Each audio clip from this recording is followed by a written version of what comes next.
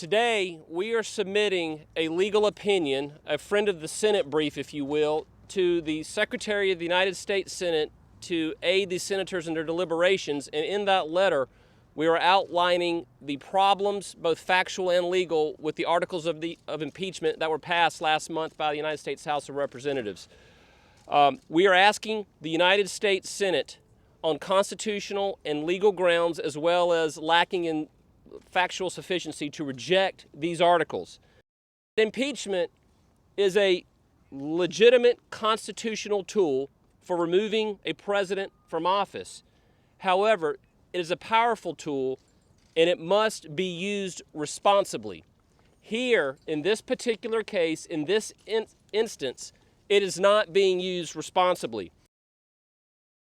The impeachment articles 1 and 2, obstruction of Congress and abuse of power, are legally flawed, factually insufficient.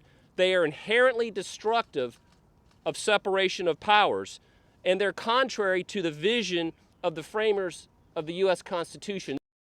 There is an incredibly dangerous precedent being set here today. I don't want this precedent to exist. I don't want the House of Representatives to turn the presidency into a ward of Congress.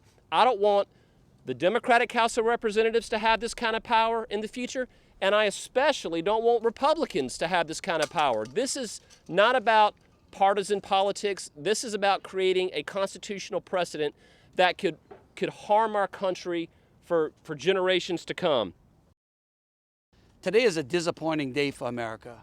For over a decade now, you have been hearing people like myself telling you all that there is a complete erosion in the rule of law. Today, it is on full display in the United States Senate. These impeachment articles would not hold up in any court of law.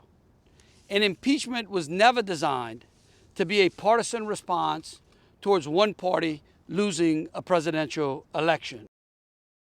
Unfortunately, today, we see the rule of law being eroded, and we would hope that the Senate would be wise and reject these articles. What the House of Representatives has done is tear down and rip apart the threads of our democracy.